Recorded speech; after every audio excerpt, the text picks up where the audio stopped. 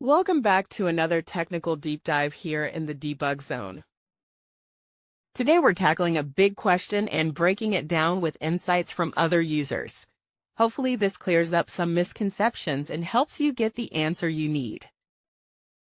So buckle up, stay a little curious, and let's jump right in.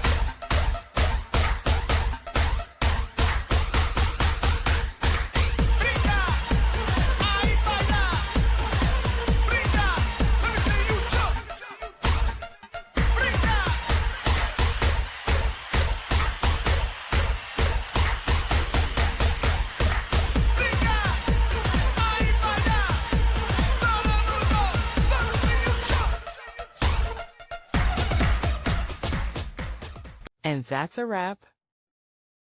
I hope you found the answer you were looking for. If you did, take a second to hit that subscribe button. It really helps out. And let me know in the comments which solution worked best for you.